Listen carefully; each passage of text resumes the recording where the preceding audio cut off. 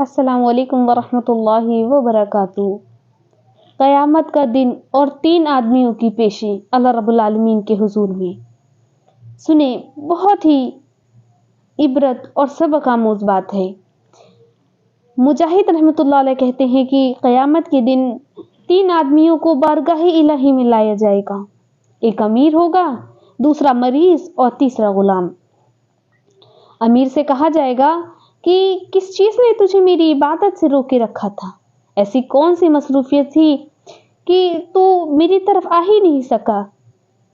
तो वो अर्ज करेगा, वो मालदार अर्ज करेगा, माल की कसरत ने मुझे इबादत से गाफिल रखा।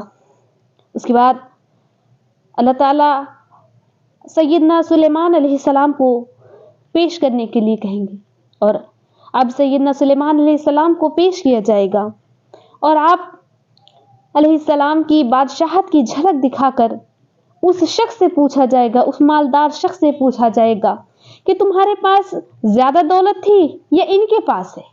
तो अमीर आदमी इस पर जवाब देगा कि इनके पास बेशक माल और दौलत बहुत ज्यादा थी। तो उस शख्स से कहा जाएगा कि इतने माल और दौलत के बावजूद ये मेरी इबादत से गाफिल नहीं था। फिर उसके बाद एक मरीज को लाया जाएगा और उससे पूछा जाएगा कि तुझे मेरी इबादत ने किस चीज से रोक रखा था?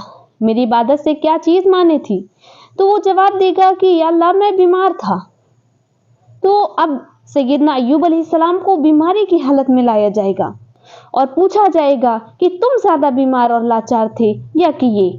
मरीज कहेगा बल्कि ये ज्यादा बीमार थे।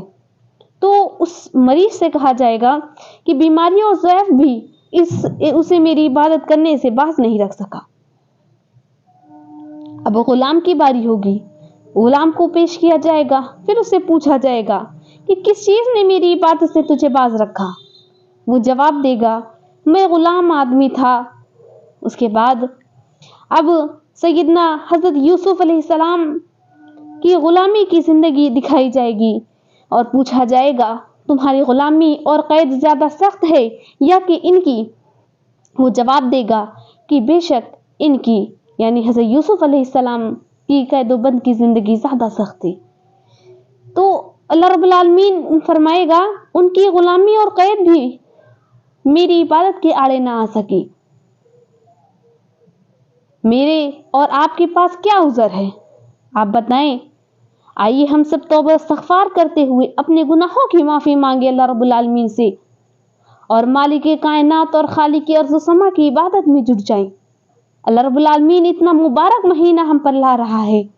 आइए हम सब तौबा इस्तग़फ़ार की कसरत बढ़ा दें और अपनी हर गुनाह की माफ़ी मांगे।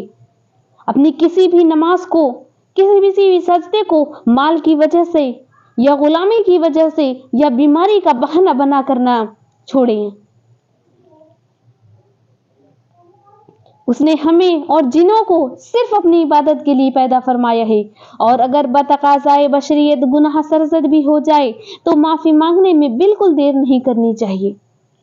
सैयदना अबू सईद रज़ियल्लाहु ताला अन्हु से रिवायत है कि रसूलुल्लाह सल्लल्लाहु अलैहि वसल्लम ने इरशाद फरमाया, शैतान ने अल्लाह तबारक व तआला से कहा, ऐ मेरे रब, तेरी इज्जत की कसम, जब तक तेरे बंदों की रूहें उनकी जिस्मों में हैं और उन्हें बराबर बहकाता रहूंगा।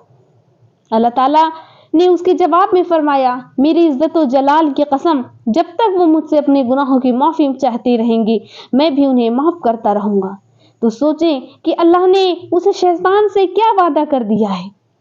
शैतान ने भी कह दिया कि ऐ अल्लाह, जब तक तेरे बंदे इस जमीन पर मौजूद हैं, जब तक उनकी सांसें चलती रही हैं, मैं उन्हें बहकाता ही रहूंगा, मुसलसल बहकाता रहूंगा।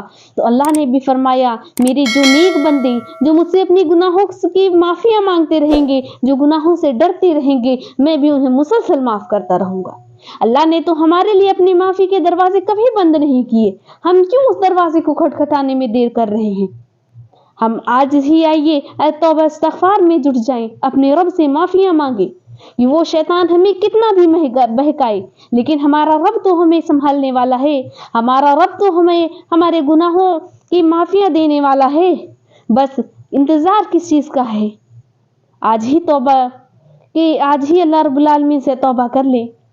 آج ہی اپنی زندگی کو سدھارنے کے لیے ایک قدم آگے بڑھا لیں۔ اللہ ہم تمام کو راہ راست کی توفیق عطا فرمائے، آمین یا رب العالمین۔ جزاکم اللہ خیرا کثیرا۔